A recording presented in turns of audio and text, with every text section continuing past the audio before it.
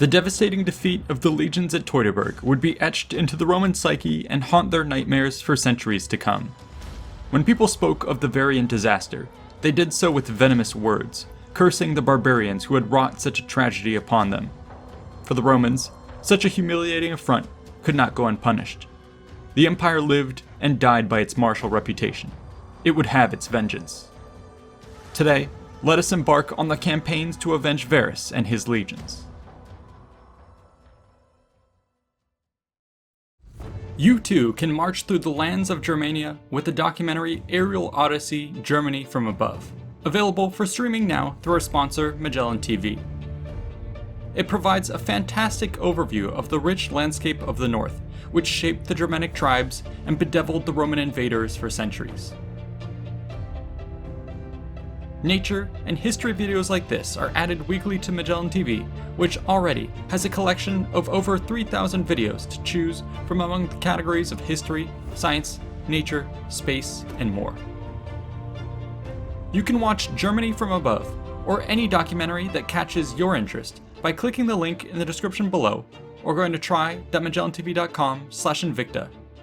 From now until the end of 2021, viewers can also take advantage of a special holiday offer: buy one, get one free gift card for an annual membership by clicking the link in the description. Enjoy! When the death blow was struck to the legions trapped in the Teutoburg Forest, news quickly spread back to the remaining legionary forces stationed on the Rhine frontier. For those on duty, it must have been an eerie sight as survivors trickled in from the forests, painting an ever-worsening picture of the disaster. As the full scope of the defeat began to take form, riders were quickly dispatched back to the capital. This was done by way of the new Cursus Publicus, a communication network which connected the provinces of the empire to its administrative center through the use of roads, way stations, and dedicated couriers. If the defeat at Teutoburg were carried by horse, it would have traveled around 60 kilometers per day and arrived in Rome within 3 to 4 weeks. If a horse relay was used, this speed would have been closer to around 200 kilometers a day, with the message arriving in about 2 weeks. In either case, the rider bearing the important news would have attached a feather to his spear, indicating the haste of his mission. Not far behind the bearer of bad news would be another grim portent, the severed head of Varus himself, which had been sent by the Germanic tribes. As one might imagine, this raised quite the panic back in Rome. Was a vast barbarian host now bearing down on Italy? Would the nightmarish tales of old repeat themselves and see Italy in flames? To the more level-headed, such a scenario was not given much credence. However, there certainly was a plausible threat of attack. Anytime Rome bled, this invited its enemies to take advantage of its real or perceived vulnerability. Who knew which tribe would now launch raids, which foreign king would now plan for invasion, or which populace would rise up in rebellion? Recall that just a few years ago, the Great Illyrian Revolt had seen a reported 1 million rebels erupt upon Rome's doorstep. Only through the greatest concentration of force seen in decades, and some good luck, was the disaster averted. And now, just as the last embers of that conflagration were being stamped out, the news of Teutoburg had arrived. It's no wonder the typically stoic Augustus began to crack under the pressure. According to Suetonius, quote, "He was so greatly affected that for several months in succession he cut neither his beard nor his hair, and sometimes he would dash his head against a door, crying, 'Quintilius Varus, give me back my legions.'"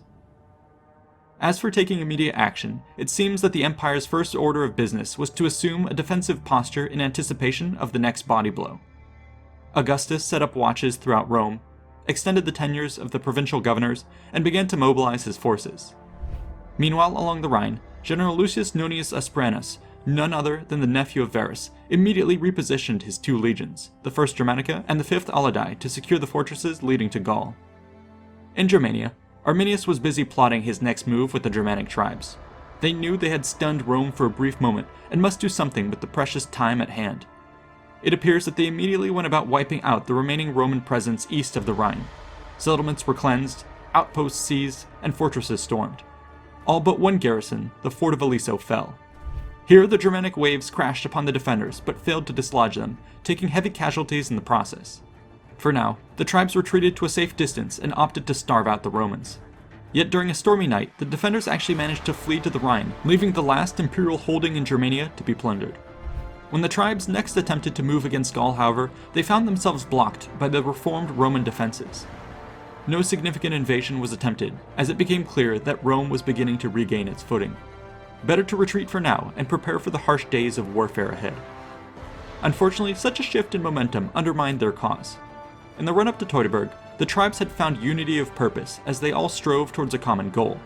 Yet in the aftermath, once victory had been achieved, the fault lines between the tribes re-emerged when it came to plotting a course for the future. Longtime rivals of Arminius also fought against his plans. For instance, Segestes of the Cherusci would form a pro-Roman coalition, while Maurobodus of the Marcomanni refused to take his side or offer any assistance. Once Rome shook off the effects of the initial trauma, its thoughts turned to vengeance. But who would serve as the harbinger of Rome's wrathful justice? For Augustus, the choice was simple. His champion would be none other than his most trusted general and adopted son, Tiberius. The man was an extremely capable commander who had once again proven his worth in decisively crushing the Great Illyrian Revolt. Crucially, Tiberius also had extensive experience fighting the Germanic tribes, having led multiple campaigns against them in the last decade. In fact, he had even been planning a massive campaign into Germania, involving 12 legions just a few years prior to Teutoburg, before those plans were scrapped to deal with the uprising in Illyria. If one could find any fault with him, it was perhaps that he was slow to move. Not out of any fear of battle, but out of a dedication to the principles of methodical, logistics-based warfare meant to grind the enemy down with minimal losses. Friend of Tiberius and historian Velleius Paterculus relays how the general's belief was that, quote, the least risky course was the most glorious. In addition, he states that Tiberius shared in the hardships of his troops, ate with them, and saw to their safety above all else. For this, he was beloved by the men. Thus, when Tiberius was sent to Germania by Augustus in 10 AD, it is this cautious approach that he adopted. The most immediate objective was to stabilize the frontier, which had been thrown into chaos by the Varian disaster. The death of 3 legions had left a gaping hole in the defenses, which were being further exploited by Arminius and his coalition of tribes. To combat this threat, Tiberius set about bolstering the Rhine by bringing the total count of his legions up to 8 and redistributing these across the area's key fortifications. Next, he turned from a defensive stance to an offensive one. After all, a good offense makes a great defense. This was especially true on the frontier regions of Rome, where signs of strength by the legions served as strong deterrents against would-be attackers. In these matters, Tiberius chose to send a most brutal of messages. When he launched retaliatory raids across the border, everything in the path of the Roman army was burned to the ground, and every person was sold into slavery. There were no crops, no villages, no animals that survived. According to our sources, so careful was Tiberius in his approach that not a single Roman died.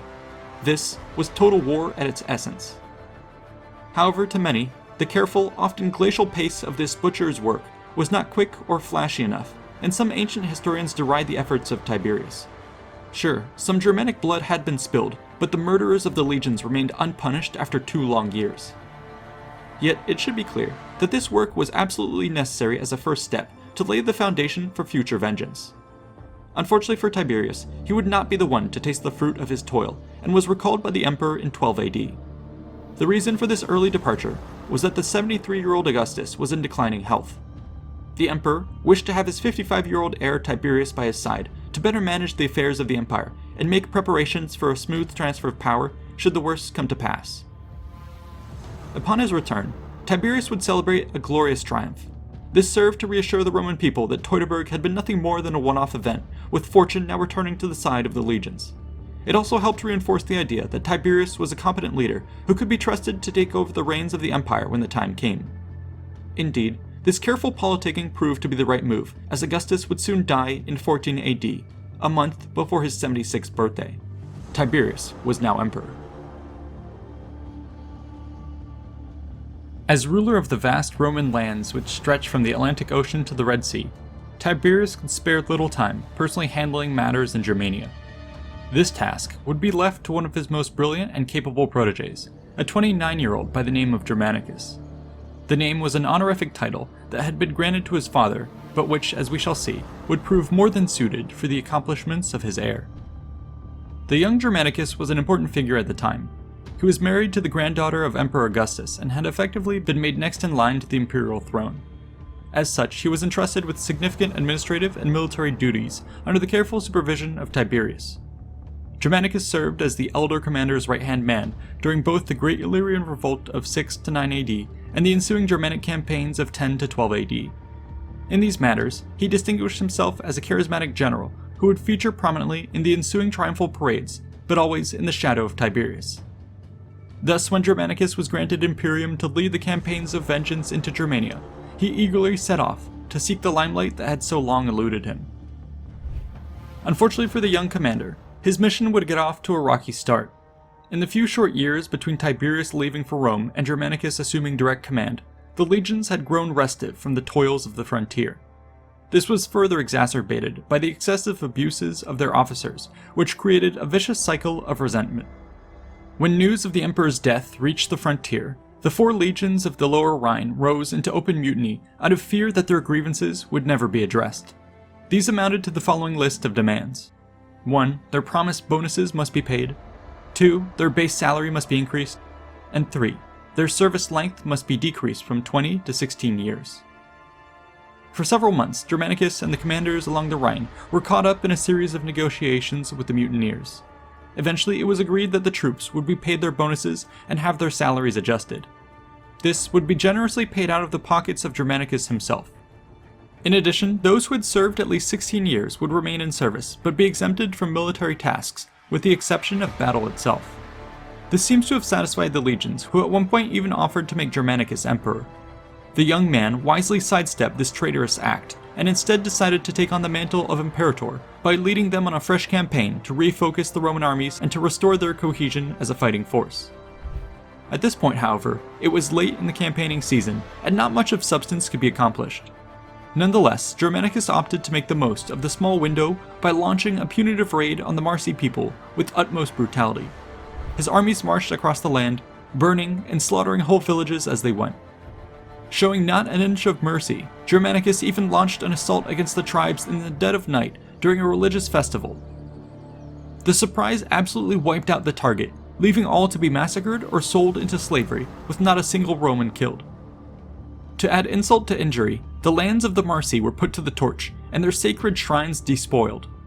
Neighboring tribes were horrified by the sacrilege and attempted to strike back. Yet Germanicus was prepared for such an eventuality, having deliberately provoked them with his barbaric actions. The Romans marched under full guard at all times, swatting away the raids and ambushes thrown against them with impunity. Thus, the Germanic tribes were left helpless in the face of the Roman advance. Unable to stop the bulldozing juggernaut, they were forced to abandon their lands to the invader. This travesty was not just visited upon the Marsi. As the legions finally turned back towards their winter quarters, they also ravaged the lands of the Bructeri, the Tubantes, and the Euseptes along the way. The snow began to fall on a devastated Germania. If such horrors could be wrought in the span of just a few months, what would the following year bring? Contemplating these matters, it was clear to all that Rome's vengeance was just getting started.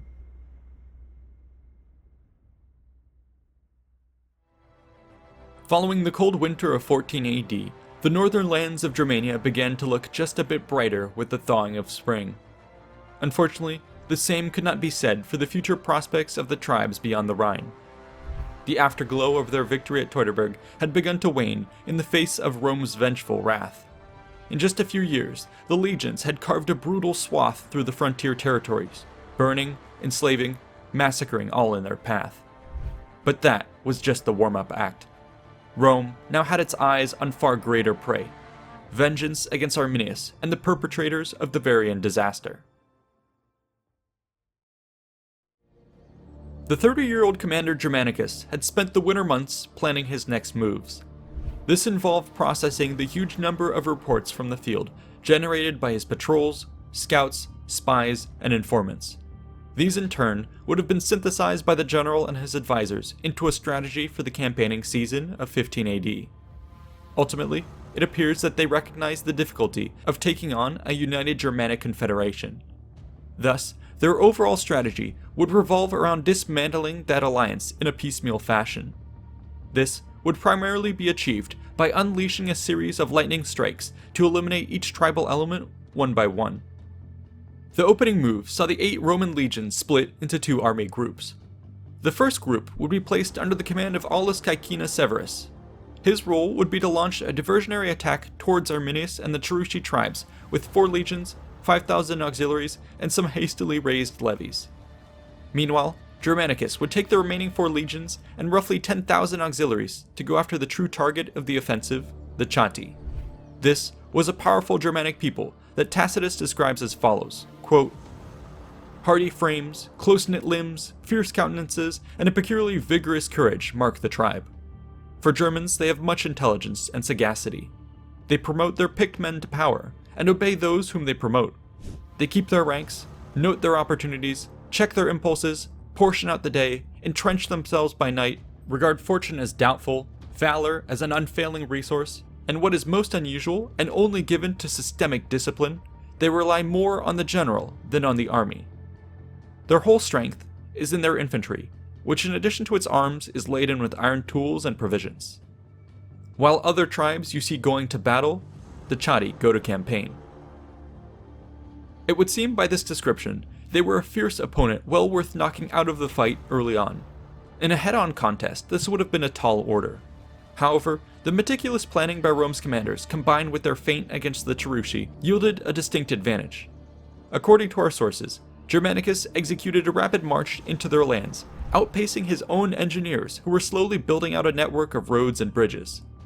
Such a lightning assault was apparently only possible due to a short spell of unseasonal dryness which left the streams and marshes shallower than usual. Altogether, this meant that when Rome's iron fist came crashing down on the Chatti, it caught them completely off guard. Every living thing in the path of the Roman army was captured or slaughtered.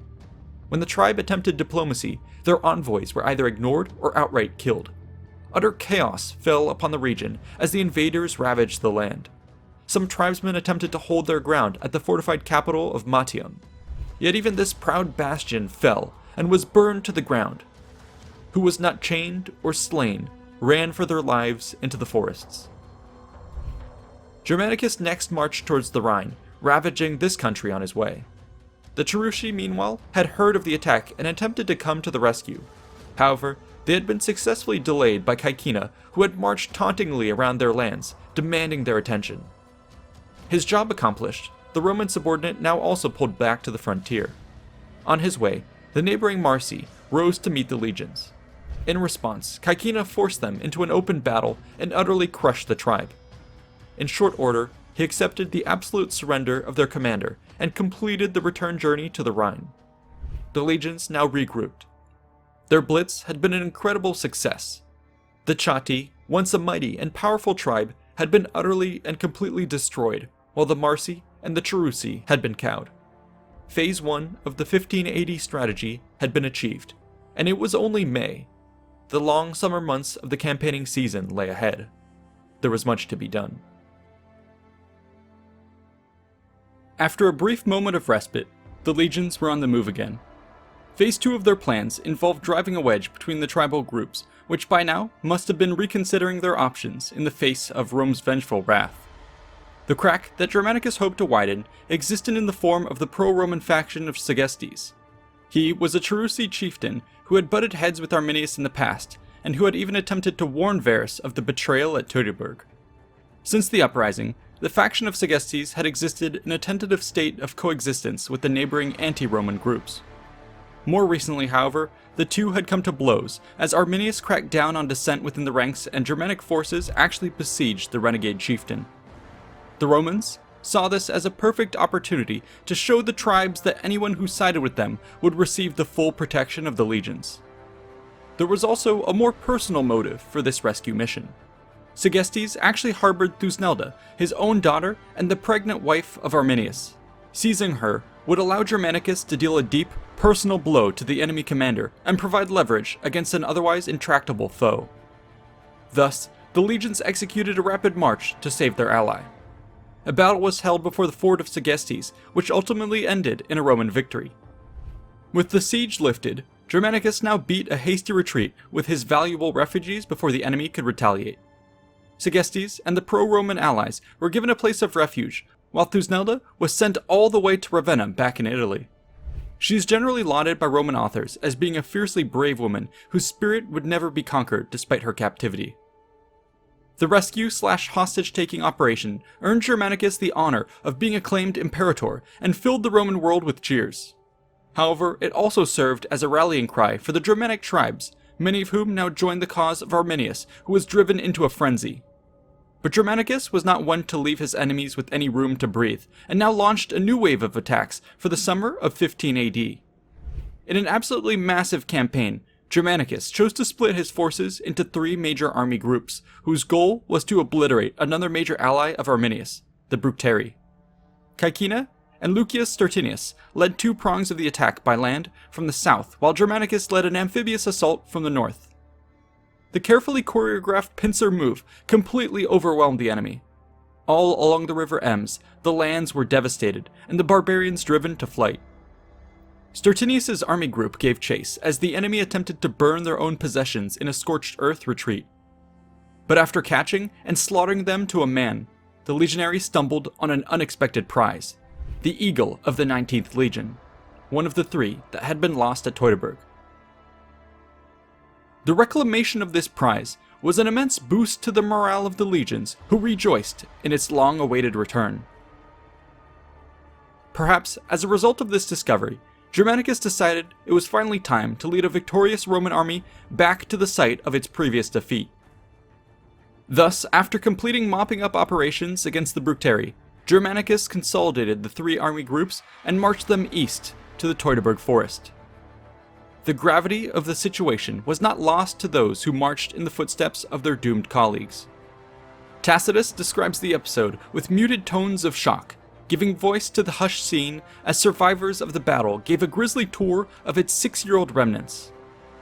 For much of the day, Germanicus and his army buried the skeletons of their fallen comrades in mass graves, many of which have been found by modern archaeology.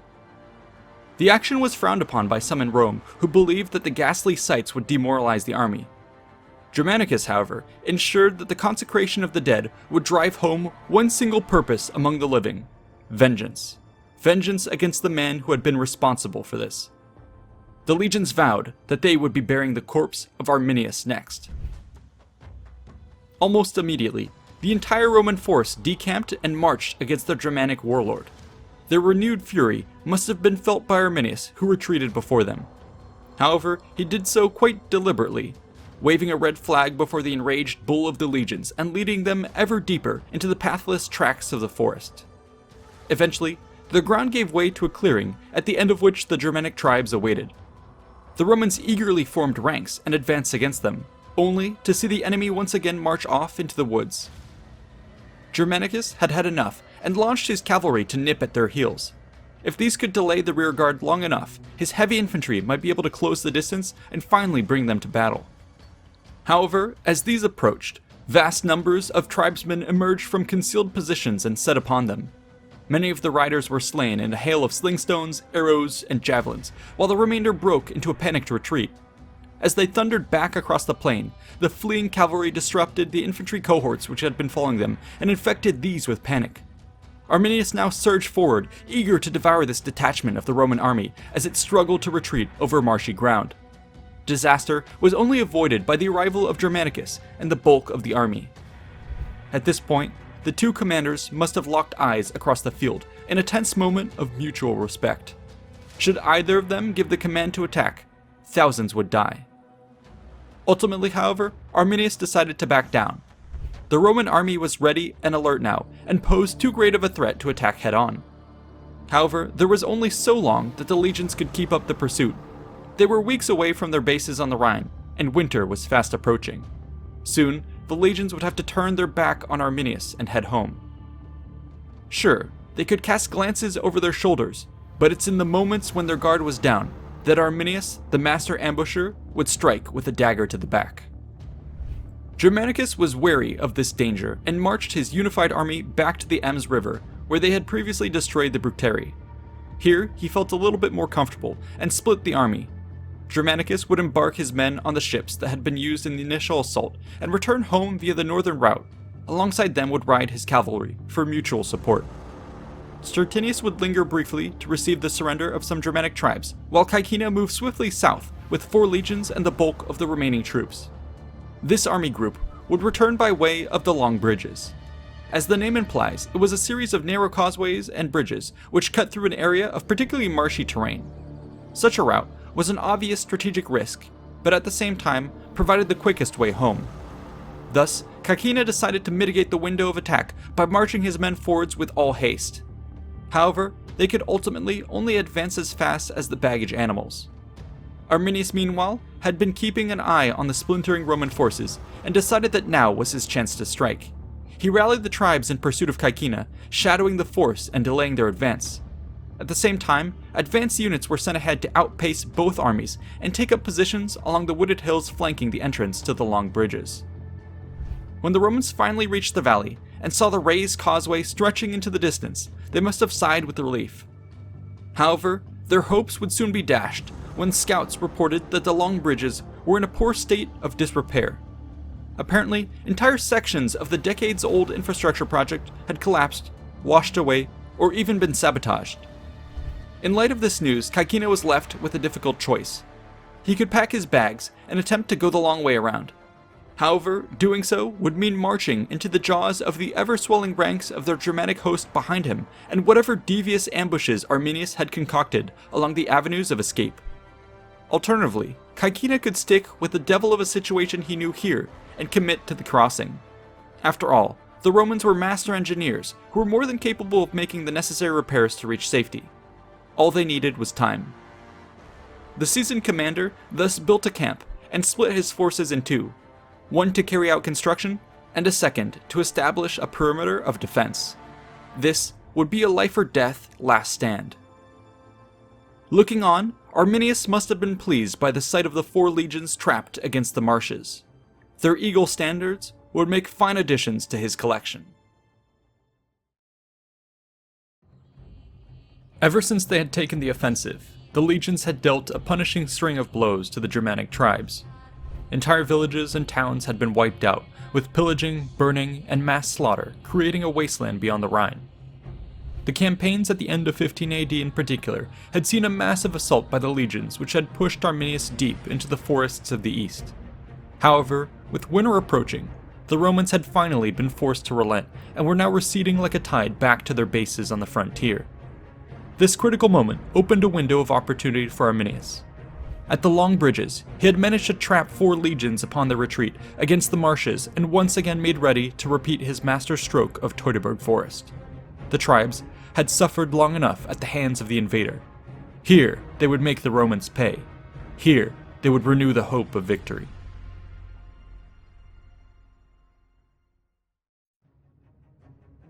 Caecina had made the decision to commit to the crossing at the long bridges rather than try to force his way around.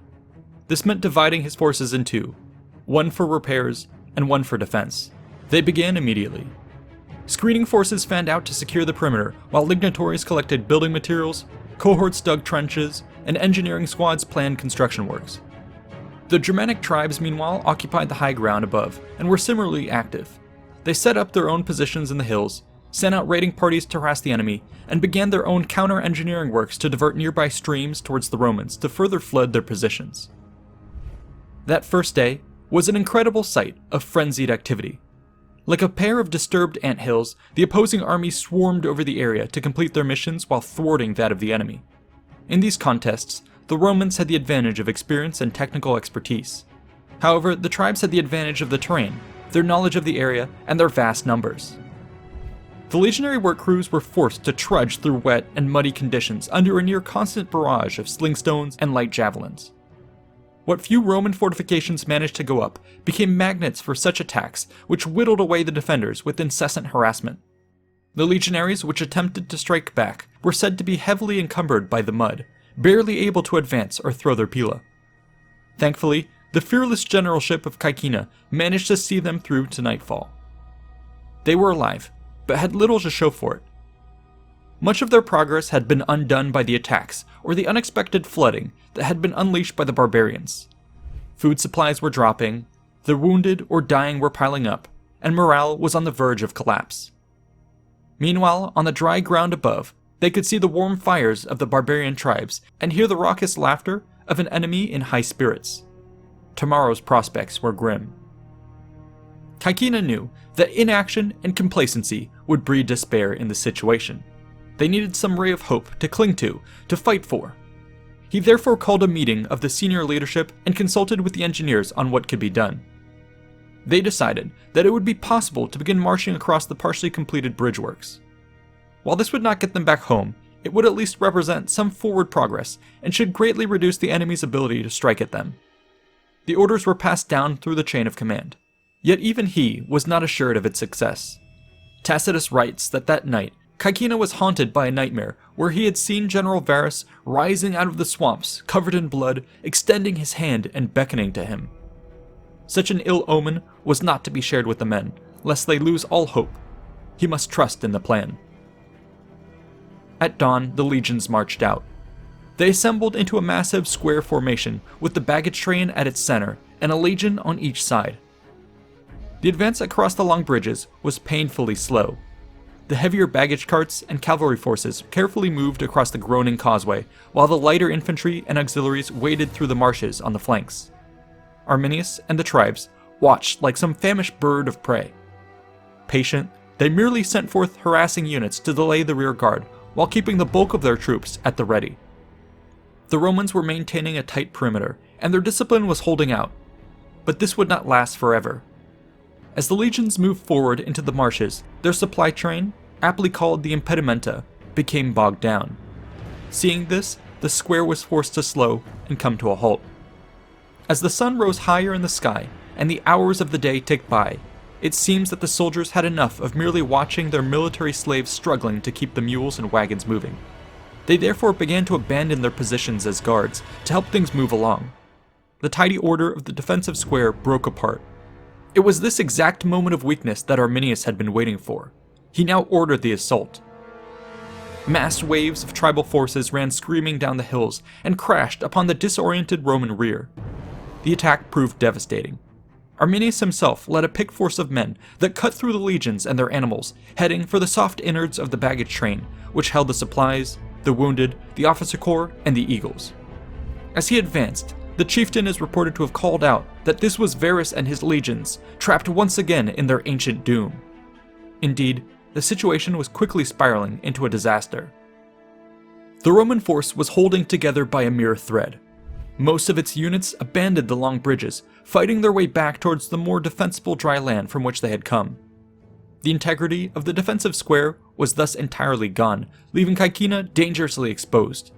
Germanic forces closed in, cutting the horse out from under the Roman commander and almost killing him. Luckily, the units from the vanguard came to his rescue and helped escort the remaining forces back to terra firma. They did so at great cost, as the wounded or isolated elements of their forces had to be abandoned. In their wake, the Germanic troops swarmed in to engulf what was left behind. They took prisoners, killed stragglers, and raided the abandoned tools, tents, supplies, and valuables that clogged the sunken battlefield. Perhaps the only silver lining to be had was that this led the barbarians to lose their own cohesion, which allowed the Romans the time they needed to regroup. The surviving legions had escaped the defeat with the eagles and not much else. They had no food, no shelter, and few tools for making camp. Thus, as the sun began to set, they were left to build a most pitiful camp. Its walls were made of makeshift sod, topped by an assortment of scavenged materials, while its insides were a waterlogged field of cold, drenched, bloodied soldiers who mostly slept out in the elements. They huddled together for warmth and ate what few rations they had in their own personal belongings. Within 24 hours, the legions had found themselves back where they started the day before, but now in a far more dire situation. Things truly seemed hopeless. It's certain that many soldiers spent the night haunted by nightmarish visions of the aftermath of Teutoburg that they had discovered just a few months earlier. Surely it would be their skulls next that would be pinned to the trees. The men were so on edge that when at one point one of the surviving horses broke its tether and ran screaming through the camp, the legions panicked and attempted to swarm out of the gate, thinking that the enemy was closing in upon them. The entire army was on the verge of dissolving into a rout. The catastrophe was only averted by the quick thinking of Caecina. The general, aware of the latest reports and knowing that this was a false alarm, threw himself before the exit, vowing that the only way out would be over his dead body. The sight of their commander seems to have shaken the men out of their animalistic flight response. He took the opportunity to address the assembled mob in stride by proclaiming that beyond those gates lay death alone. Their only hope for survival was as a disciplined whole. As individuals, they would be picked off one by one. With these careful words, and perhaps an appeal to their remaining sense of honor, the men were backed down from the ledge of mutiny. The army would hold together one more night. Caecina knew that he would not have many more. A plan was thus devised that would make or break the legions. At dawn the next morning, the ramparts of the camp were all but empty. Some nervous sentries were posted, but it was obvious to the German scouts that the legions must be exhausted and on the breaking point, refusing to even commit to their usual full guard. They summoned a war council in the face of this new information. Arminius was cautious. He knew best that a cornered beast was at its most dangerous. Better to let it bleed out in the corner or set a trap along the escape routes than gamble on some unnecessary killing blow. However, his council was overruled by the other chiefs. This fight was personal to them. Many had lost friends and family over the last few years and were eager to see them avenged. They were done waiting. The fighting the day before had proven the Romans mortal. Their army bled. It was battered and broken, lying in a camp fortified with mere mounds of sod and a handful of guards. Now was the time to fulfill oaths. Now was the time to end this man to man. The Germanic tribes promptly massed their ranks and unleashed an all-out assault, each tribal chief leading their contingents into the fray. The vanguard moved quickly, with bundles of branches to fill in trenches and with tools to tear down anything that might slow the assault. Soon, they were at the ramparts, clearing it with volleys of javelins and scaling it with their hands or prepared ladders. Led by Arminius, they flooded into the camp. However, it became difficult to maintain cohesion of the force as it spread out in all directions to slaughter and loot mindlessly. This was exactly what Caecina had counted on. At this pivotal moment, he sounded the trumpets. Ranks of troops now emerged from their hidden positions, leading a counter-assault against the overflowing ramparts. They reclaimed the walls, with centurions carefully directing the men to repel fresh waves of tribesmen and to cut off those inside.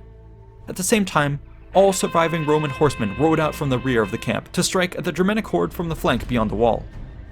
Additional gates were flung open, unleashing yet more formed cohorts which poured out to engage the main body of the enemy, forcing them into a set-piece battle. The Germanic tribes were caught completely off guard. They had expected cowering, half-armed men in a panic, not disciplined, organized legionaries. This misjudgment would prove their undoing. The legions now held the advantage of surprise and the ability to finally fight the type of battle they wanted.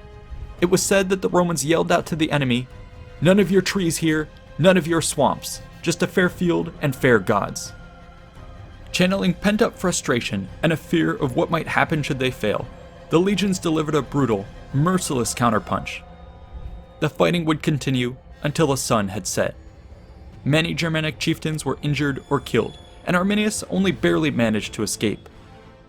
Under cover of night, they pulled back. Somehow, the Romans had snatched victory from the jaws of defeat. Yet Caecina knew that his great victory had only won him a bit of breathing room with which to escape. Should he linger, the tribes might be able to regroup and smash the legions which had expended the last of their energy in this desperate bid for survival. He therefore ordered them to march out immediately for the Rhine. After several long days, they finally arrived as a ragged, bloodied, exhausted column that could barely be recognized as a Roman army. During their absence, a panic had set in on the frontier, with many fearing another Teutoburg had occurred. Some even argued that the bridge over the Rhine should be destroyed to prevent a Germanic invasion. Luckily, Agrippina, wife of Germanicus, had forbidden such an action. She believed in the strength of Rome and dutifully awaited their return. As Caecina's troops finally stumbled into view, the Domina was there to greet them with coins, clothing, medicine, and food.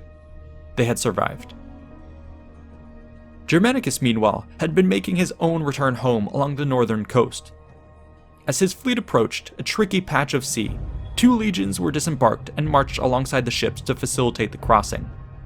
For a while, these advanced along a peaceful shore. However, strong winds soon bore down on them, and a severe tide drove the swells against them. I'll now quote an evocative passage from Tacitus. Quote, "His army was driven and tossed hither and thither. The country too was flooded. Sea, shore, fields presented one aspect, nor could the treacherous quicksands be distinguished from solid ground, or shallows from deep water. Men were swept away by the waves, or sucked under by eddies. Beasts of burden, baggage, lifeless bodies floated about and blocked their way. The companies were mingled in confusion, now with the breast, now with the head only above water, sometimes losing their footing, parted from their comrades, or drowned. The voice of mutual encouragement availed not against the adverse forces of the waves. There was nothing to distinguish the brave from the coward, the prudent from the careless, forethought from chance. The same strong power swept everything before it. At last, Vitellius struggled out to higher ground and led his men up to it. There, they passed the night without necessary food, without fire, many of them with bare or bruised limbs, in a plight as pitiable as that of men besieged by an enemy. For such at least have the opportunity of a glorious death, while here was destruction without honor. Daylight finally restored land to their sight, and they pushed their way to the river Segestes, where Caesar had arrived with the fleet. The legions then embarked, while a rumor was flying about that they were all drowned. Nor was there a belief in their safety, till they saw Caesar and the army returned finally. In this way, the legions of Germanicus crawled their way back to their own lines. It was a dour note on which to end an otherwise glorious campaigning season. His men were battered in both body and spirit. In their current state, it would be impossible to carry on the fight. Luckily, this last dark chapter of the war had not yet reached the rest of the empire. As far as they knew, it had been nothing but inspiring tales of conquest. The provinces of Gaul, Spain, and Italy all now competed to offer men, horses, arms, and gold for the war effort. With these, the tattered remnants of the legions were renewed. Morale swelled as the general and his lieutenants made the rounds of the winter camps, visiting the wounded, rewarding the deserving, and showering all with praise. Veterans and raw recruits alike were assured that the ultimate victory was within their grasp. All it would take was one more campaign like the last. They made ready for war.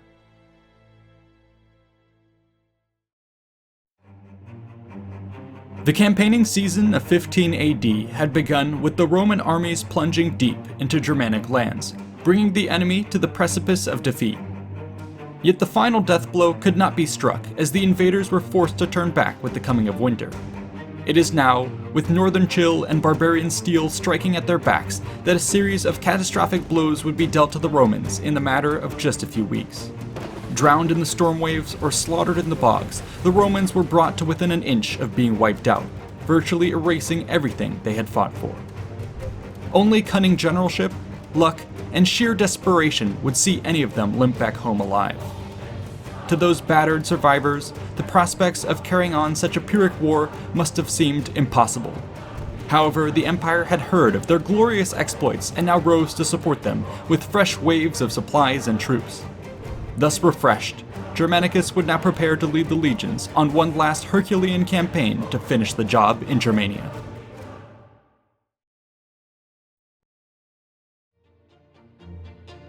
While the legions along the Rhine licked their wounds, Germanicus and his officers were busy assessing the situation.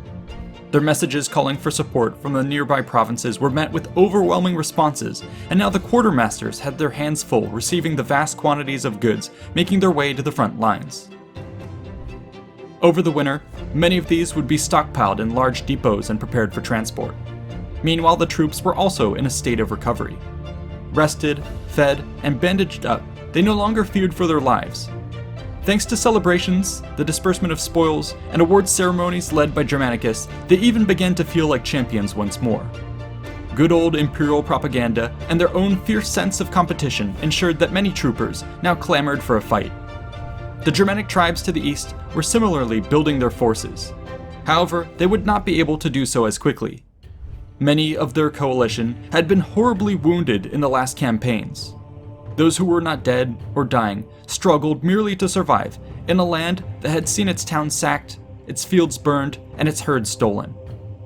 Arminius and the other chiefs would have been in fierce negotiation among their ranks to keep everyone committed to the cause, whilst also seeking out new allies.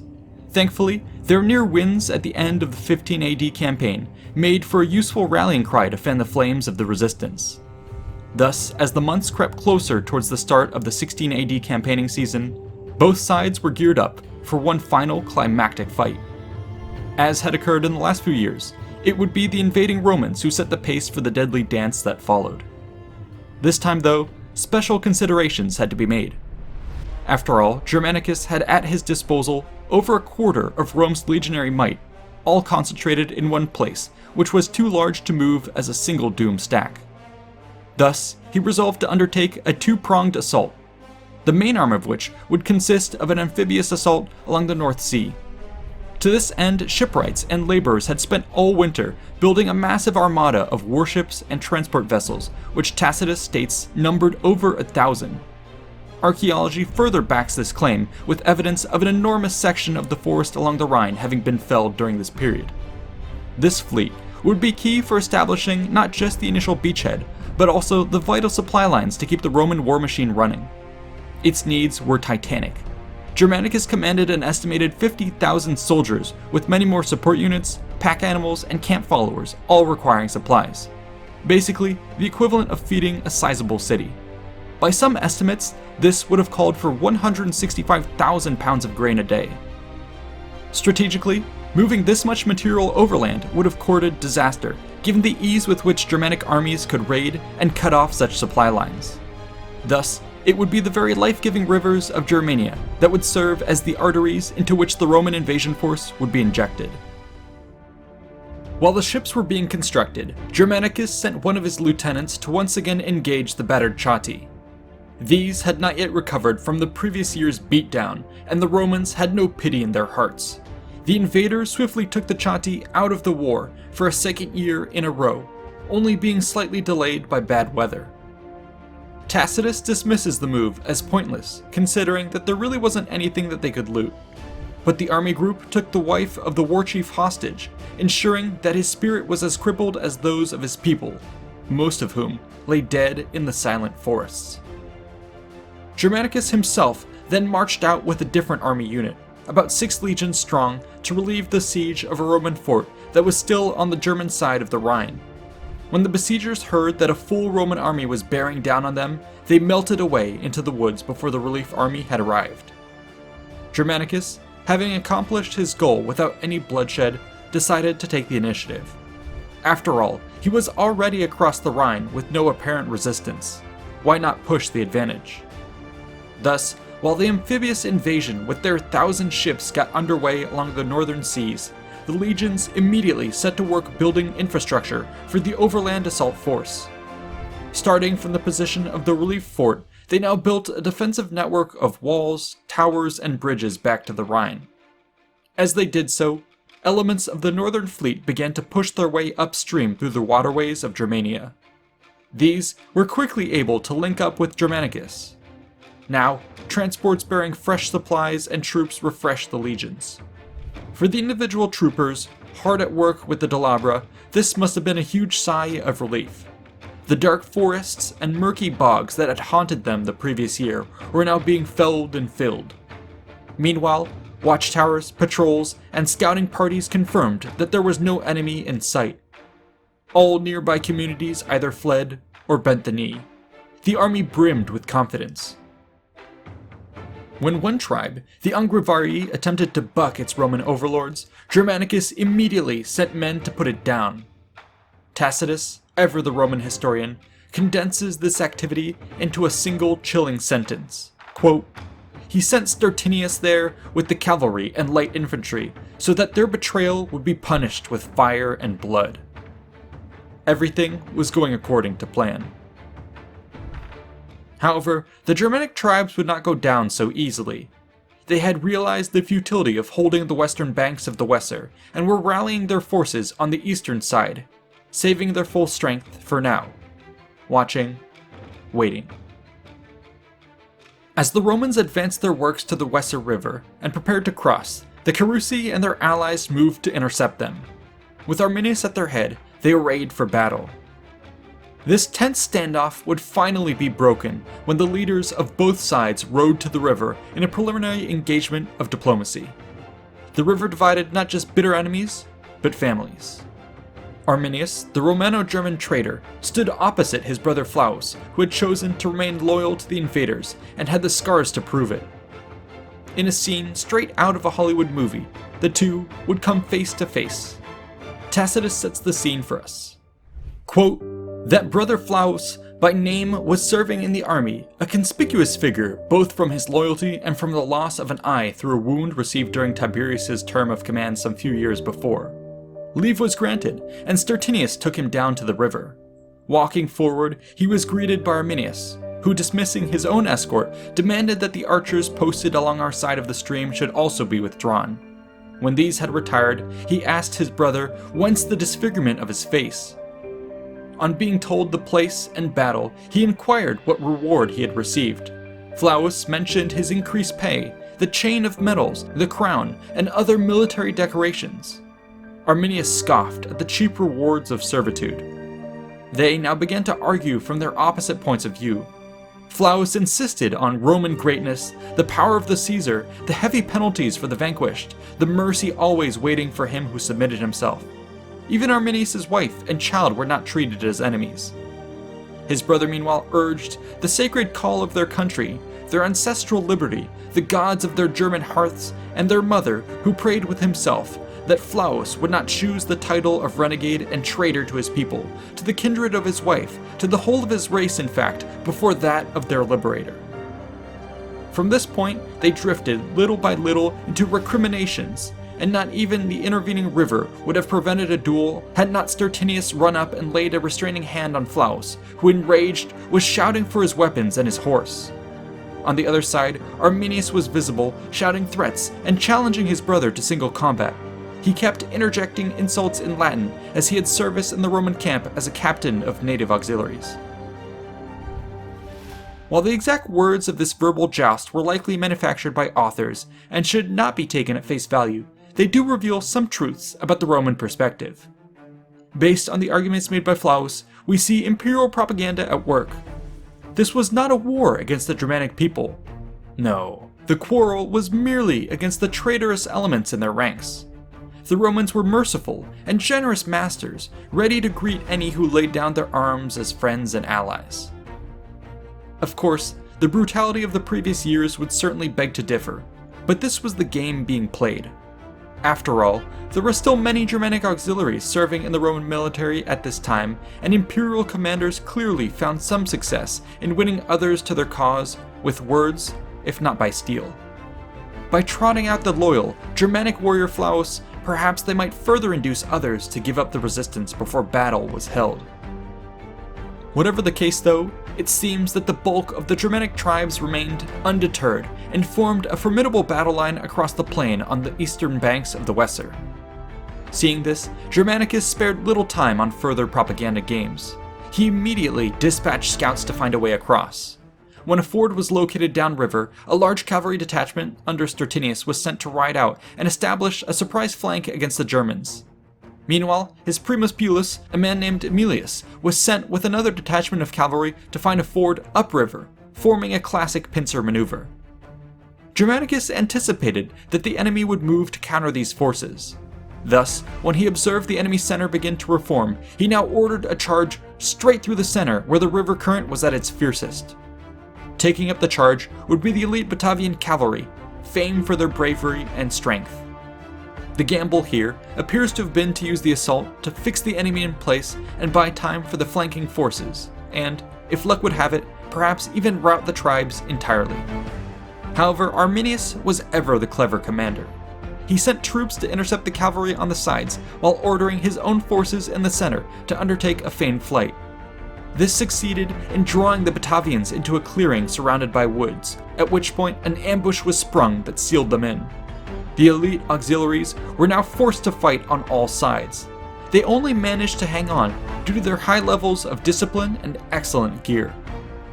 Slowly though, they were being picked off, either in close quarters or by the flurry of missiles that rained down among their packed ranks. When all seemed lost, the Batavian commander, Cariovalda, and his retinue made the ultimate sacrifice.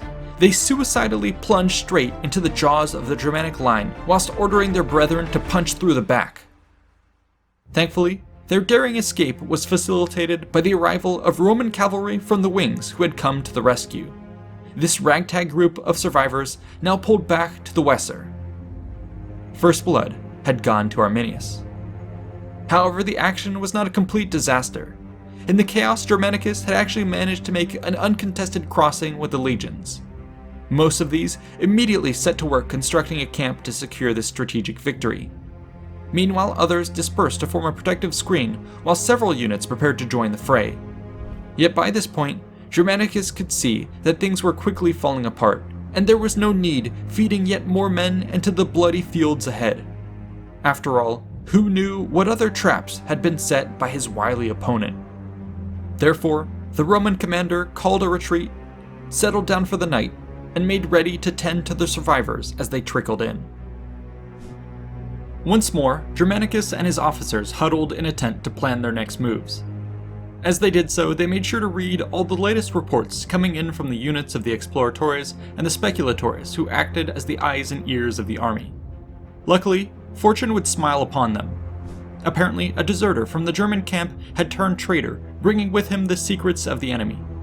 These supposedly revealed that Arminius had selected a battlefield and was preparing a preliminary attack as soon as this night. Such important, yet potentially false information had to be confirmed. It seems that Roman spies were able to verify the claims by creeping close to the enemy lines, whereupon they heard the neighing of horses and the movement of a tumultuous host. A fight was imminent. Germanicus went into high alert and wanted to be sure that his own forces were ready to meet any challenge that might be thrown against them. Disguising himself, he secretly slipped from the augury tent and wandered between the campfires, eavesdropping on conversations and even joining in on others, trying to get the measure of his men. What he heard was encouraging. Tacitus tells us that, quote, Germanicus enjoyed the men talk positively about himself, while they acknowledged that they ought to repay him with their gratitude in battle, and at the same time sacrifice the perfidious violators of peace to a glorious vengeance. This was a good sign. He was doubly reassured by the jeering responses of the sentries when a rider came from the Germanic camp, shouting to all who might hear that Arminius was willing to pay any Romans handsomely should they turn traitor. The soldiers responded, "Let daylight come, let battle be given, then we'll take your land and carry off your women." As the sun rose the next day, the Romans were ready and waiting before their camp in battle order. This seems to have thwarted an initial skirmishing attack on the camp, which pulled back without any exchange of missiles. Both sides now prepared for a pitched battle, making rousing speeches to their men. Germanicus spoke of the superiority of Roman discipline, their gear, and their bravery that would see them win out. The legions must only weather the initial storm, and victory would be theirs. Meanwhile, Arminius roused his own men, assuring them that the Romans they faced were cowardly fugitives and mutineers. Half their backs were covered from the wounds of retreat, while the limbs of the rest were battered by storms. Far from their fleet and their forts, the Romans held no hope of advantage. He finished by shouting, quote, "Remember only their greed, their cruelty, their pride. Is anything left for us but to retain our freedom, or to die before we are enslaved?" With that, the two armies advanced on the plain of Idistaviso. As the Roman forces deployed with drilled discipline, the Germanic tribesmen flowed down from the slopes to meet them. Arminius had some 50,000 or more warriors that massed in their tribes and clans along a wide front that stretched across the width of the plain up to the forest. Here, along the slopes, were posted the Cherusci, who aimed to rush down upon the enemy once battle was joined. Before them were arranged a thin screen of skirmishers. As for the cavalry, their strength and position are unattested to.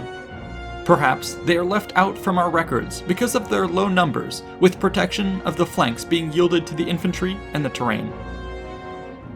Opposite them was an enormous Roman army of some 74,000 men deployed into three lines. The first was made up of several thousand Gallic and Germanic auxiliaries backed by archers. Behind these stood 4 legions, with the 2 Praetorian cohorts sent by Tiberius at their center. In the final line stood 4 more legions, light troops, and the remaining allied units. Some 8,000 cavalry were arranged on the Roman left by the forested flank, with an additional 2,000 mounted archers. By this point, it must have been around midday. The sun shone brightly overhead, as over 100,000 men dripped with sweat in anticipation of what was to come. Finally, the initiative was seized by the Germanic tribes, who now unleashed an attack on the front lines. We are told that these crashed upon the Romans with a mighty fury, Arminius and the Cherusci nearly piercing through the ranks of the auxiliary and the archers. However, this was clearly anticipated by Germanicus, who had used his most disposable troops as a breaker. Now, with the first wave having crashed, he sent forth the cavalry to assault the flank and the rear. The elite riders under Stertinius smashed into the melee by the forest's edge. Missiles flew in all directions, and even Arminius was injured, though fighting on nonetheless. At this point, an auspicious omen was observed. 8 eagles, one for each legion, flew over the battlefield. Seeing this, Germanicus shouted to his men, quote, "Go, follow the birds of Rome, follow the true gods of our legions." And with that, the colossus of the Roman army advanced in mass. Their crushing weight added to the front, in combination with the flanking maneuvers of the cavalry, proved inexorable.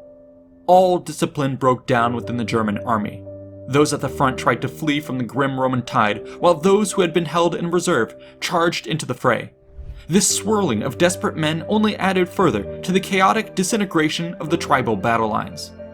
The Germanic commander, Iguiomerus, managed to escape, while Arminius also fled on horse, having smeared blood on his face to hide his identity. I'll now quote Tacitus.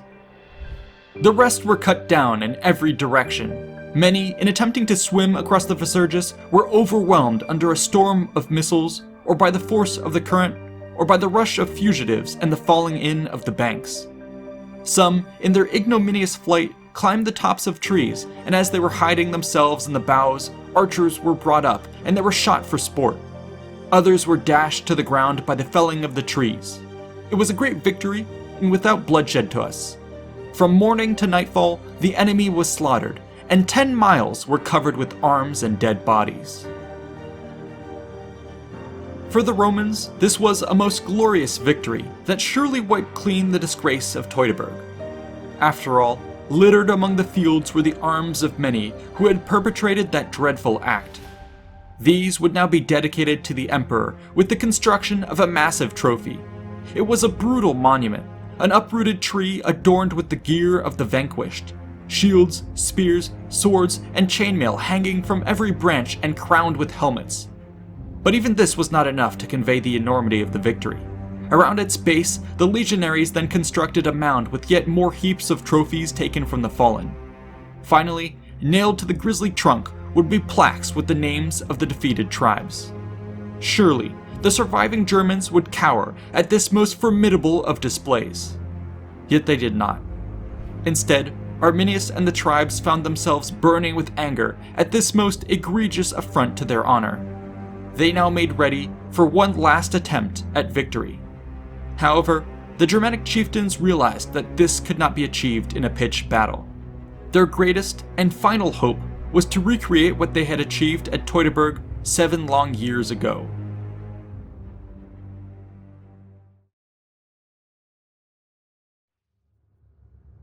Seven long years after the deadly, humiliating disaster of the Teutoburg Forest, the Romans had finally gotten the fight they were looking for.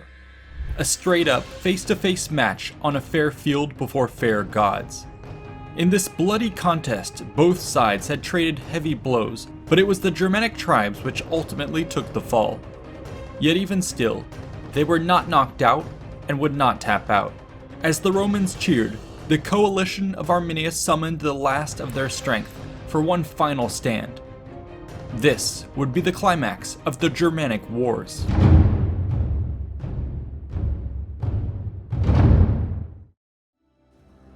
When the sun had set over the battlefield of Idistaviso, the beasts of the forest had a feast that would last them months. The fields, forests, and rivers were strewn with thousands of dead. While the crows picked at the eyes of once proud warriors, the Romans desecrated the fallen, erecting a massive monument to their victory adorned with the arms of the defeated and placards calling out the names of the vanquished tribes. By any stretch of the imagination, they had finished this fight. However, the Germanic people somehow managed to drag themselves out from the pits of despair. It appears that the very arrogance of the legions served to only harden their hearts, with the grotesque monstrosity they had erected deep within Germanic territory acting as a lightning rod for the enemy's defiant fury. Thus, the allied tribes reconvened a war council. Though fewer in number than weeks before, their cries for war were just as loud. For Arminius, the plan was simple: abandoned the futility of the open field pitched battles and returned to the terrain which had yielded them advantage in the past, marshy, hilled forests. With renewed purpose, the Germans retreated north along the Weser River, regrouping as they went, until they found a place that was appropriate to their needs. It was near a strategic ford in the river, which they knew the enemy would likely have to cross if they wished to continue further campaigning in the region. The exact location was specifically chosen at a point where the local road wound its way through tricky terrain.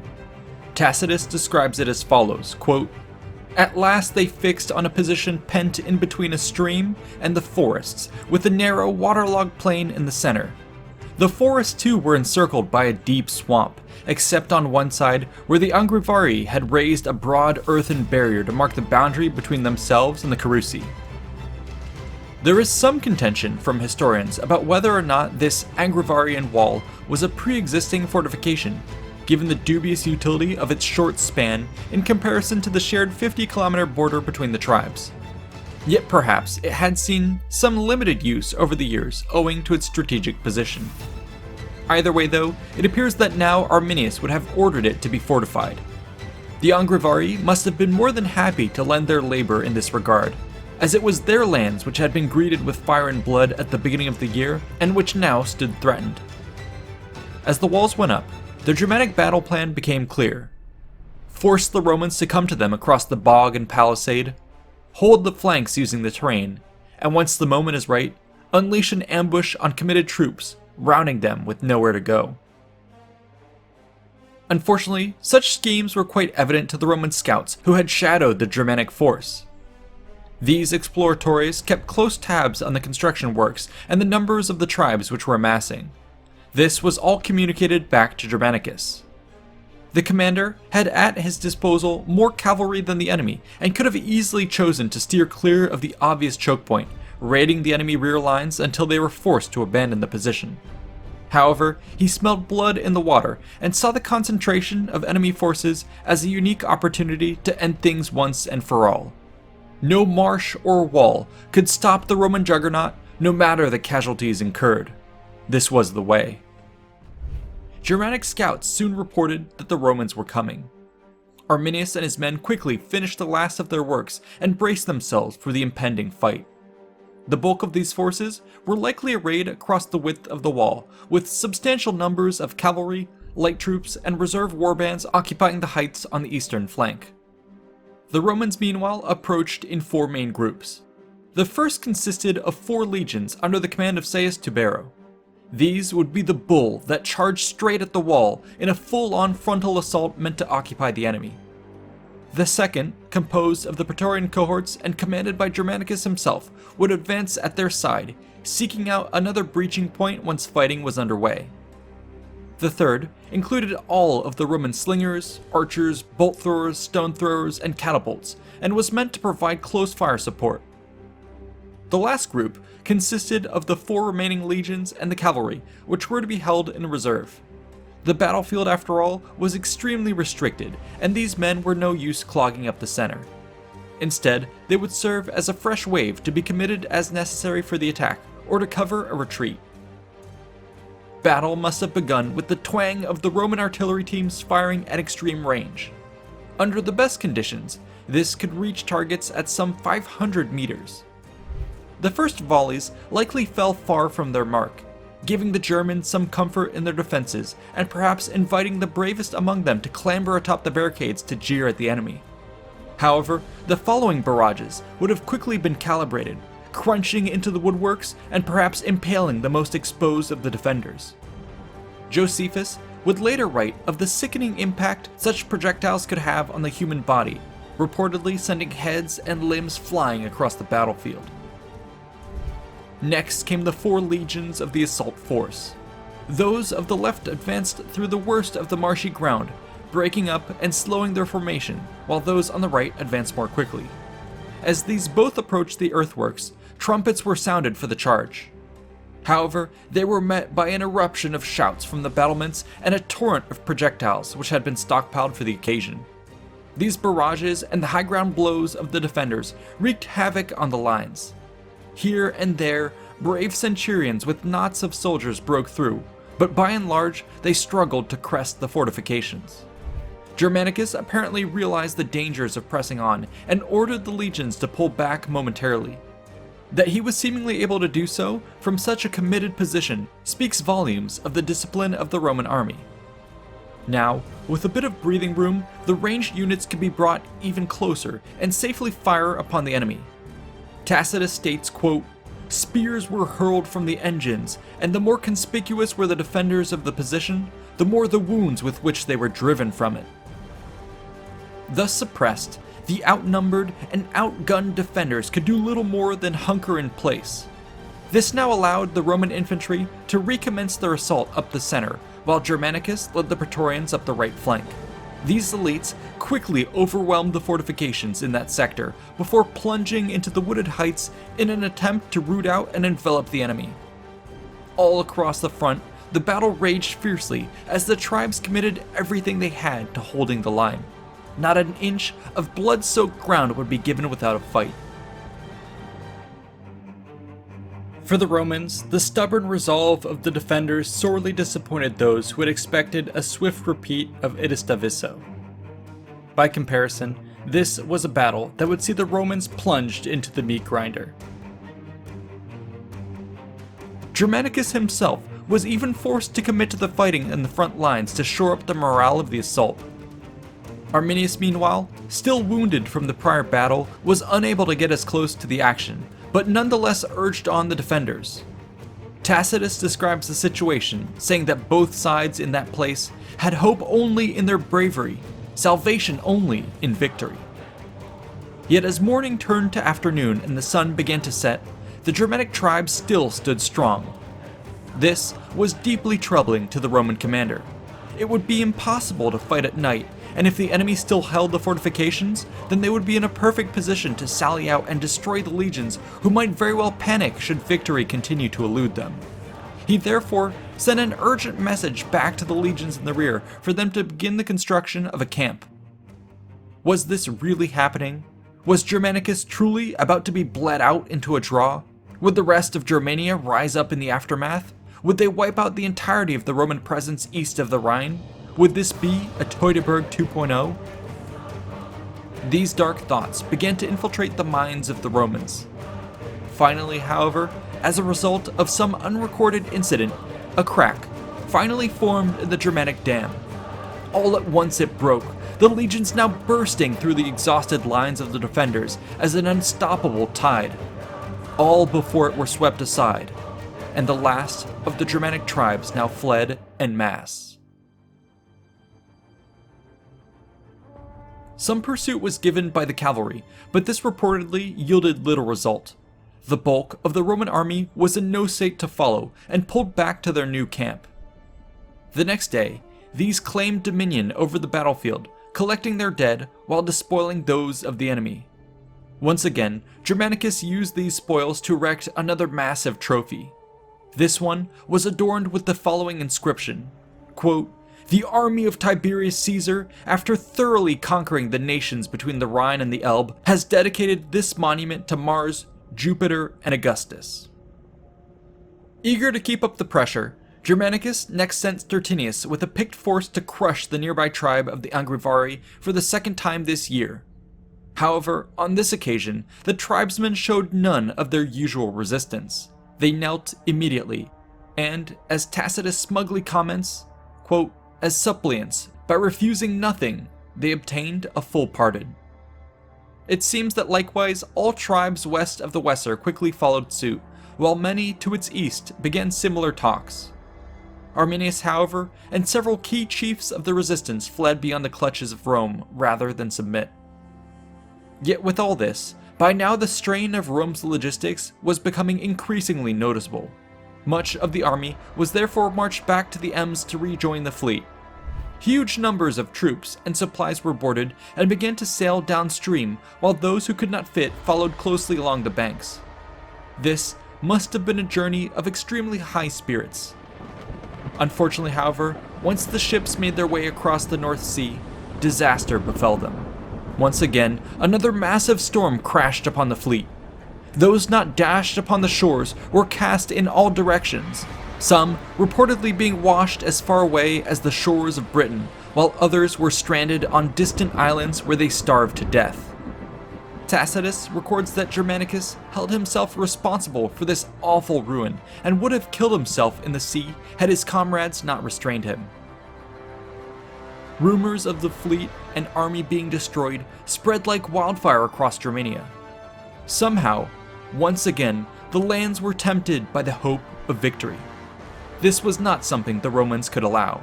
Germanicus now moved quickly. Tacitus recounts the following. Quote, he ordered Caecilius with 30,000 infantry and 3,000 cavalry to march against the Chatti. He himself, with a larger army, invaded the Marsi, whose leader, Malovendus, who had lately admitted to surrender, pointed out a neighboring wood where he said an eagle of one of Varus's legions was buried and guarded only by a small force.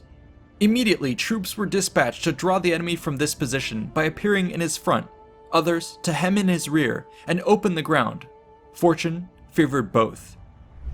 So Germanicus, with increased energy, advanced into the country, laying it waste and utterly ruining a foe who dared not encounter him, and who was instantly defeated wherever he resisted, and, as we learnt from prisoners, was never more panic-stricken than now. The Romans, they declared, were invincible, rising superior to all calamities, for having thrown away a fleet, having lost their arms, after strewing the shores with the carcasses of horses and of men. They had rushed to the attack with the same courage, with equal spirit, and seemingly with augmented numbers. The soldiers were then led back into winter quarters, rejoicing in their hearts at having been compensated for their disasters at sea by a successful expedition. They were helped too by Caesar's bounty, which made good whatever losses anyone declared he had suffered. It was also regarded as a certainty that the enemy were wavering and consulting on negotiations for peace, and that, with an additional campaign next summer, the war might finally be ended. Unfortunately for Germanicus, this was not to be his destiny.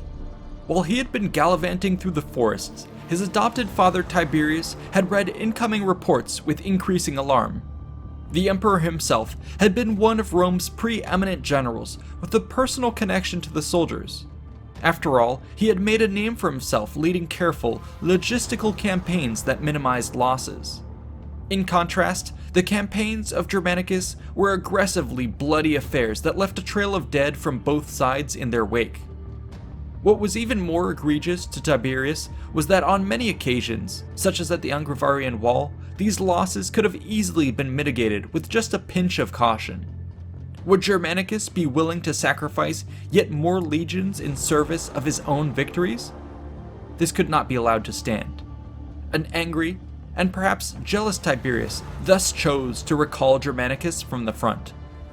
The field commander, meanwhile, argued that despite the Roman military having been bogged down in Germania for decades at this point, all he needed was just one more year. Just one more, and Germania would kneel to Rome.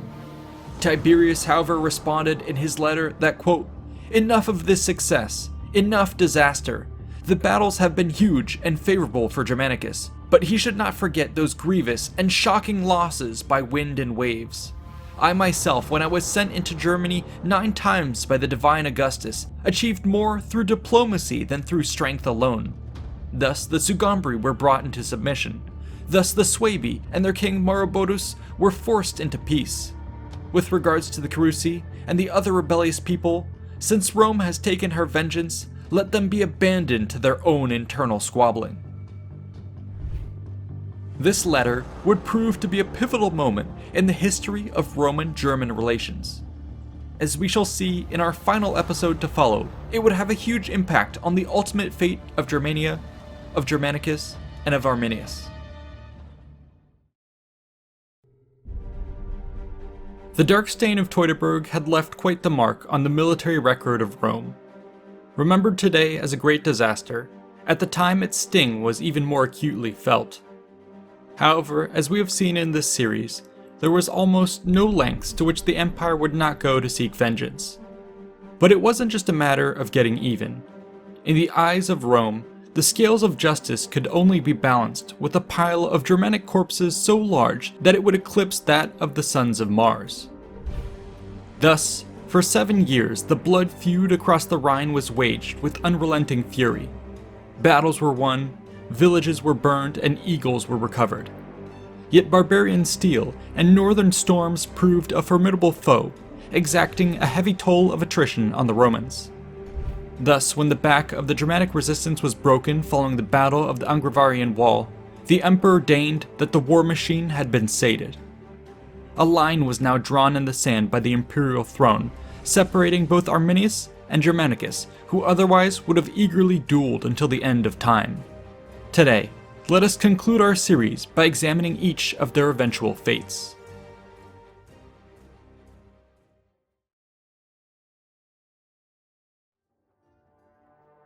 Let us begin with the final chapter of Arminius.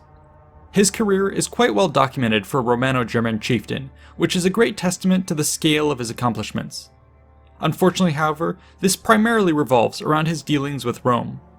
Once war abated, ancient authors seemingly lost interest with his life, and we have few records of what happened after the withdrawal of the legions.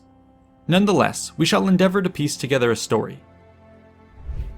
It seems that following the defeat at the Angrivarian Wall, a wounded Arminius and his closest companions pulled back to the northeast. They were probably unsure of just how dedicated the pursuit would be, and therefore focused on putting as much distance between themselves and the legions as possible. This likely meant finding refuge in the eastern lands of the Carusi along the river Alba. Here, the ever diplomatic-minded Arminius would have opened communications to gauge the situation in Germania and find new potential allies. These would have to come from the east, as few tribes of the west would entertain such talks, with legions still lurking in their backyards. However, when the Roman fleet was savaged by a storm on its return journey, we can speculate that Arminius once again attempted to capitalize on this opportunity by riling up anti-Roman sentiment across the lands. Yet what few advances he might have gained were soon wiped out when the Romans rebounded, returning in full force to squash all resistance by the end of the 16 AD campaign season. The following year, however, would see the end of the offensives and a recall of Germanicus. Thus, 17 AD saw diplomats rather than armies cross the Rhine. Now, the Roman policy was to treat these clans as client kingdoms, maintaining the frontier with a mix of carrots and sticks meant to play the tribes off one another. In this reframed geopolitical world, the various Germanic chiefs had much to consider. One of the major positions they wrestled with was just how closely they should embrace Rome. Arminius naturally found himself establishing a base of power as the faction which championed Germanic freedoms, forever swearing to oppose the hated Romans. While this was still an appealing message in theory, the reality of nearly a decade of war meant that many were jaded by this approach. Therefore, power in the region began to consolidate around other chiefs with a more friendly disposition towards Rome. One of the greatest rivals to Arminius was Maroboduus, king of the Marcomanni. His tribe had a formidable reputation as great warriors who clashed with Roman armies in the past. This respect was evident in 9 AD when Arminius had actually sent the head of Varus to Maroboduus, hoping to gain his alliance. However, in the war that followed, the Marcomanni king had remained neutral, which now allowed him to play the peacemaker. He could even boast of never having been defeated by the legions, in contrast to the battered Arminius who had accumulated a fair share of losses in recent years. This rivalry apparently escalated to such a degree that the two chieftains came to blows. Normally, such intertribal spats would have involved a series of raids and skirmishes to sort out who was top dog.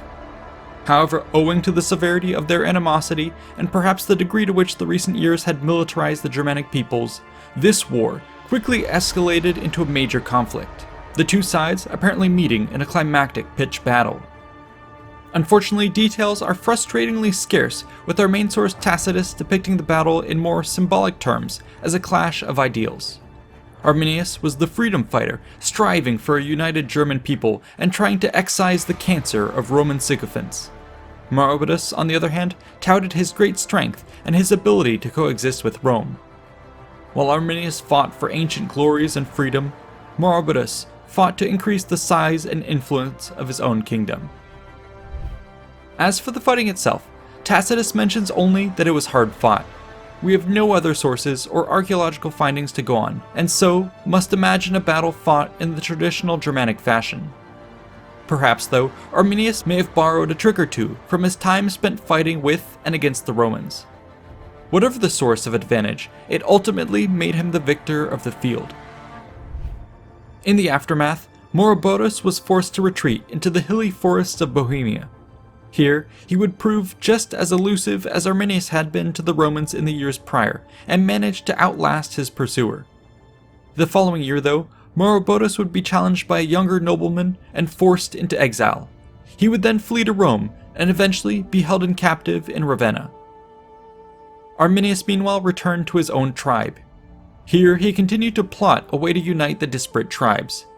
Yet after 4 long years of frustrating negotiations, he was getting nowhere. The prediction of Emperor Tiberius proved prescient. Left to their own devices, the tribes would fall prey to their own petty squabbles.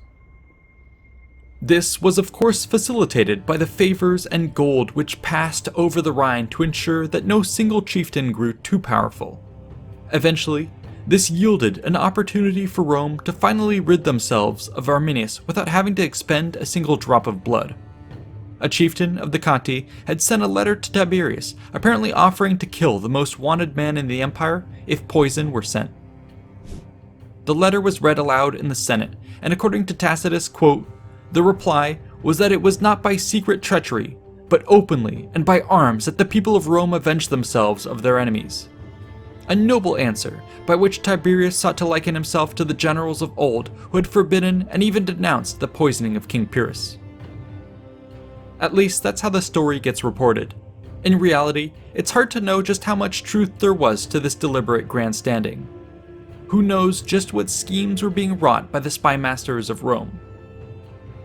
Perhaps it was they who played a hand in the eventual conspiracy which led members of the Carusi tribe to murder Arminius in 21 AD. Unfortunately, we shall never know. Yet either way, the demise of the war leader caused many across the lands to weep at his loss. It seems that even the Romans grudgingly recognized the magnitude of the man who had passed.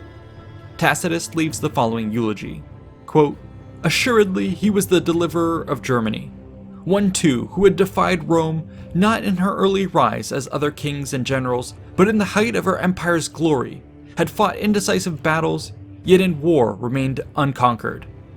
He completed 37 years of life, 12 years of power, and even now he remains a theme of songs among barbarous nations.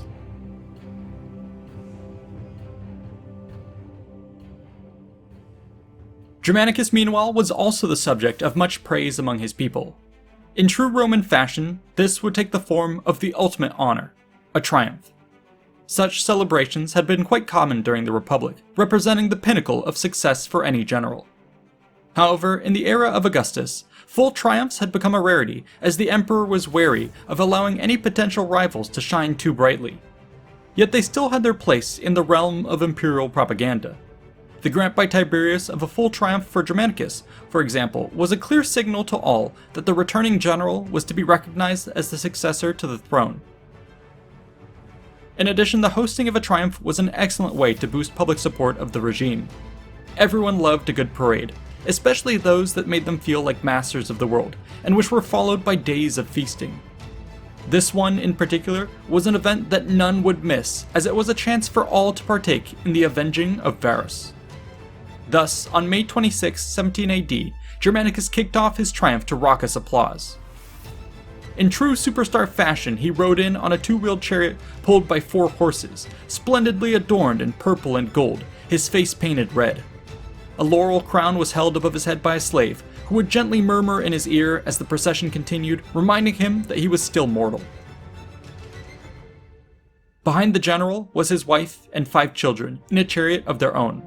They too received great cheers, as word spread of how she had been the perfect mother, not just of the family, but of the legions in Germania.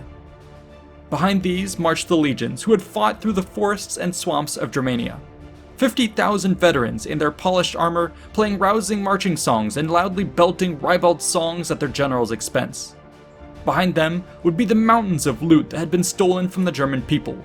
prisoners of war, and floats that gave visual representations to the battles that had been won. This train included captives from every German tribe.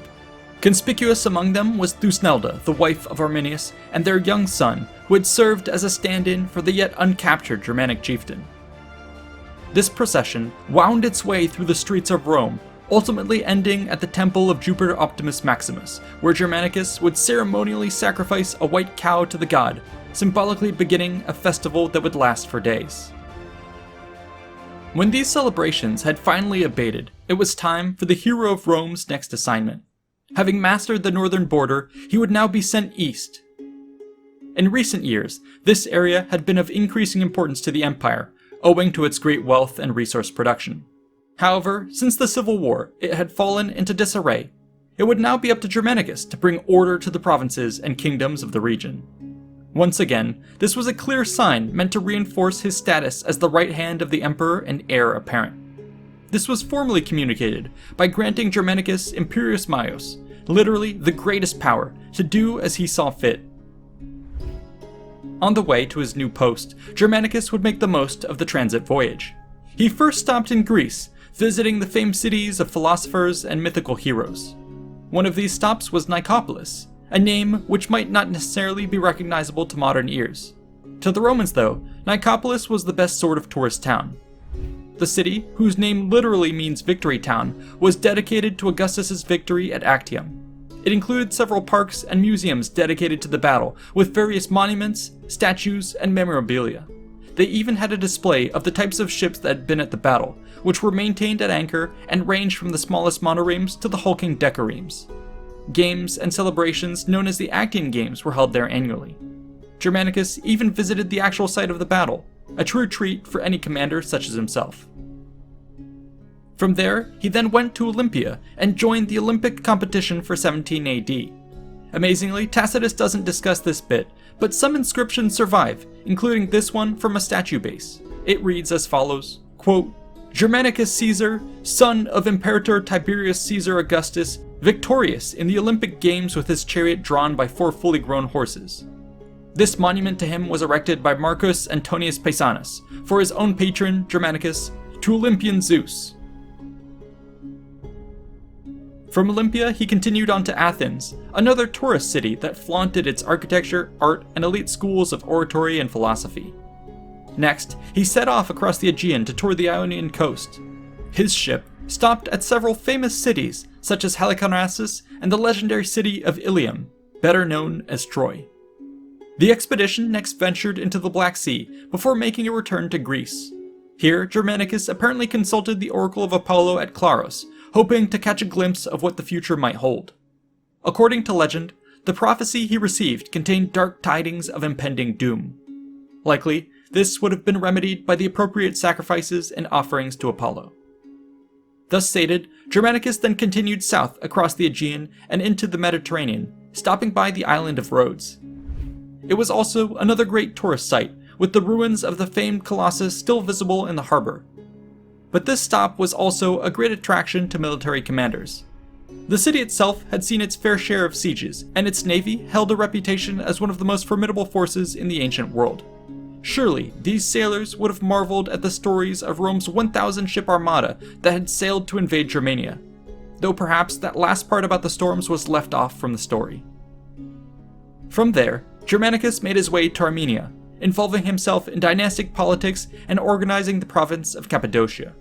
In these matters, he handled things with a noticeably lighter touch than had been the case with the tribes of the north, favoring diplomacy over force of arms. His intrusion was looked upon with some annoyance by the Roman political appointees of the region who had benefited from the previous status quo. Among the masses, though, Germanicus was like a touring rock star. People apparently turned out in droves to embrace him wherever he went.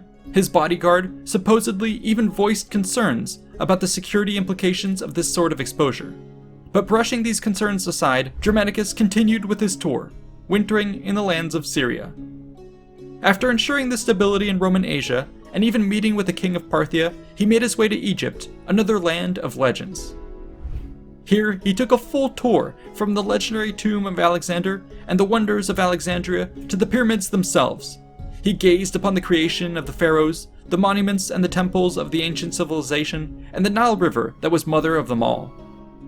Amazingly, we can catch a small glimpse of what this visit was like from a fragmentary scrap of papyrus that records one of the speeches he gave to gathered crowds. The interjections of the people are even recorded as well, and the excitement is palpable. This speaks to the propaganda power of this whole tour of the East. Unlike the more reserved Tiberius, Germanicus was a young, charismatic war hero who could clearly work a crowd. This was helped by the fact that many in the East had long paid homage to god-kings, and a visiting member of the imperial family was the closest thing they would get to meeting a deity. It also helped that Germanicus and his entourage acted as a miniature Roman government, granting petitions, answering prayers, and showering communities in money. Yet everything was not all sunshine and rainbows. When Germanicus returned to Syria that summer, he found that the Roman administrator Piso had either ignored or outright revoked the orders of the imperial heir. The two had not been getting along lately, and this was the final straw. Germanicus now ordered that the man be recalled back to Rome. Piso seemed to comply, and made his way to the port of Seleucia by the sea. Shortly thereafter, however, Germanicus fell ill. Tacitus recounts the following, quote, "The terrible intensity of the malady was increased by the belief that he had been poisoned by Piso, and certainly there were found hidden in the floor and in the walls disinterred remains of human bodies, incantations and spells, and the name of Germanicus inscribed on leaden tablets, half-burnt cinders smeared with blood, and other horrors by which, in popular belief, souls are devoted to the infernal deities. Piso, too, was accused of sending emissaries to note curiously every unfavorable symptom of the illness." On the 10th of October, 19 AD, a 34-year-old Germanicus would succumb to his affliction, just 2 years prior to when Arminius would ultimately perish as well. The sudden nature and odd circumstances of his demise sent the rumor mill into overdrive. Piso had cursed him with black magic. No, it was with poison that he did it. Well, I heard the Imperial Guard was to blame. Please, friend, who else but the jealous emperor could have ordered such a thing? From our modern perspective, it seems plausible that he was merely the casualty of one of the many illnesses that routinely culled the population at the time. Alas, the true cause shall never be known. News of Germanicus' death quickly made its way back to Rome. Apparently, the people immediately went into mourning. Somber days followed, filled with funeral processions, eulogies, and the awarding of all manner of posthumous honors. This was a tragic loss for the empire. He left behind a legacy of glory, which has echoed throughout the chapters of history to this very video. But perhaps one of the greatest legacies left behind by Germanicus would be that of his son, a young boy named Gaius who had grown up in the army camps of Germania. Nicknamed affectionately by the troops as Caligula, he would one day succeed Tiberius as the third emperor of Rome. But the future of his tale and that of Germania shall have to wait for another video. We hope you've appreciated this deep dive into the Avenging Varus saga. It's an incredible tale of heroics and grit from one of the great bloody conflicts of antiquity that rarely gets covered. I hope it's proved both educational and entertaining. Definitely let us know what other sagas of the past you would like to see us cover next. A huge thanks to the patrons for funding the channel, and to the researchers, writers, and artists for making this episode possible. Be sure to like and subscribe for more content, and check out these other related videos. See you in the next one.